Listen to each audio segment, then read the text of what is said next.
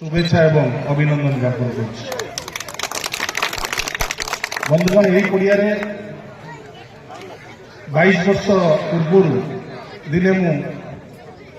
खेलाड़ी भाव जोगदे अतिथि मान पुरस्कृत होबार सौभाग्य प्राप्ति करी किंतु समय आज देखु जी दिने पड़िया खेलुला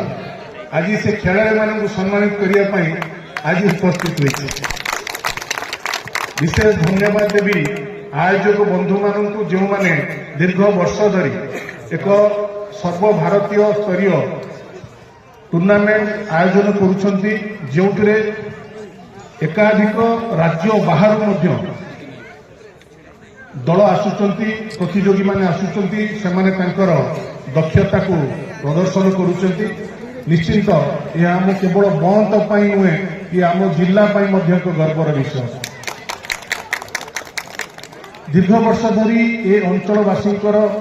जो माने क्रिकेट खेल को भल पाती जो माने खेल को भल पाती से दाबी था जो मुझे खेलुली से समय दाबी था ये पड़ियाटी को एक सुंदर खेल उपयोगी पड़िया निर्माण करने जहाँ समय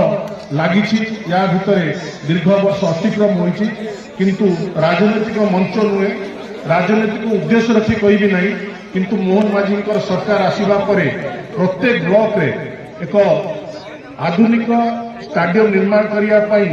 जो संकल्प नहीं जार प्रतिफलन स्वरूप आज बंतर ये पड़िया को सरकार नहीं एक आधुनिकरण स्टाडियम निर्माण करेंगे आगामी वर्ष मान निश्चिंत ये जो टूर्नामेंट रही यार गारिमा खूब उच्चरे कारण जो मैंने आसुंच बाहर कटक रु कहतु भुवनेश्वर कहतु कि राज्य बाहर जो मैंने आसुंच निश्चिंत से अनुभव करते एपरी एक ग्राउंड एपरी दर्शक एपरी आयोजक खूब कम जगह देखा मिले कारण मुझे खेल मुझे अनुभव कर अनेक जगह को समय समय आम खेलुलू बालेश्वर कहतु कटक केन्द्रापड़ा जाजपुर